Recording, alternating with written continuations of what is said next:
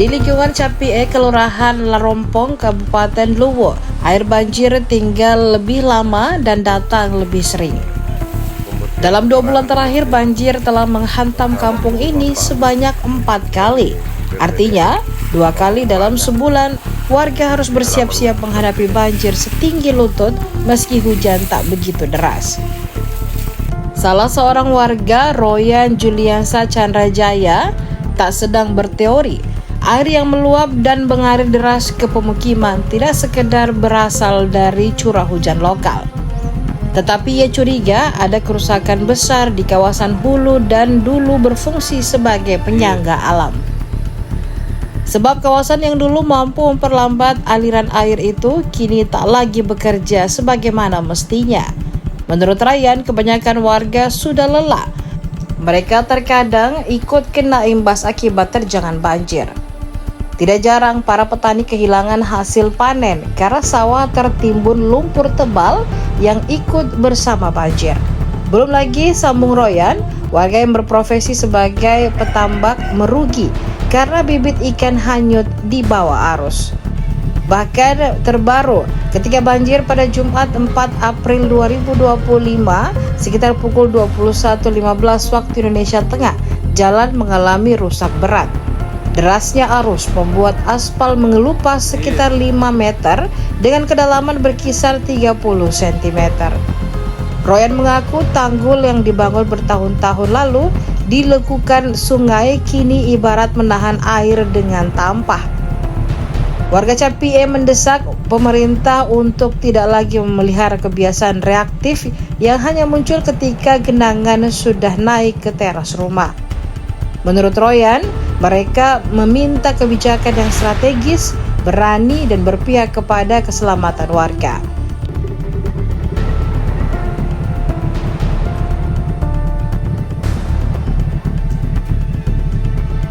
Kampung kami begitu.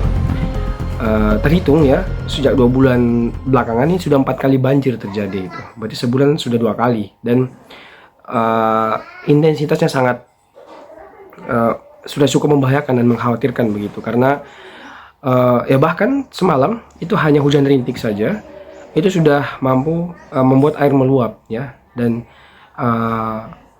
kedalamannya itu semalam sudah sampai selutut orang dewasa dengan intensitas hujan yang tidak terlalu deras, itu cukup rintik.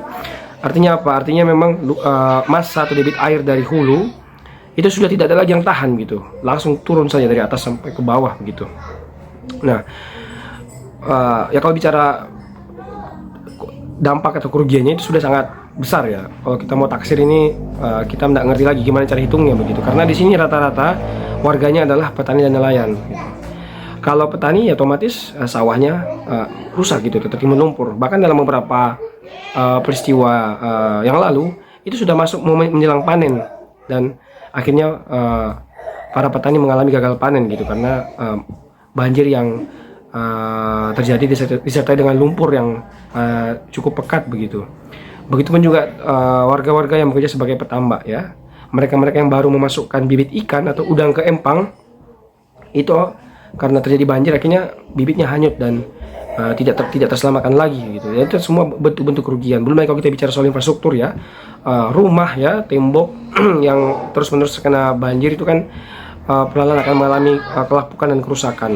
Aspal-aspal yang ada ya, aspal yang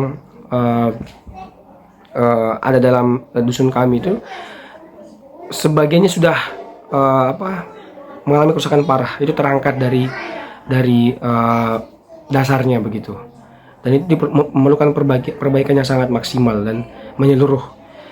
Dan sampai hari ini respon pemerintah dari dulu sama saja, tidak peka dan tidak responsif, terutama dalam kaitannya dengan respon yang strategis begitu. Semalam memang ada datang tim dari BPBD daerah, tapi hanya untuk melakukan asesmen.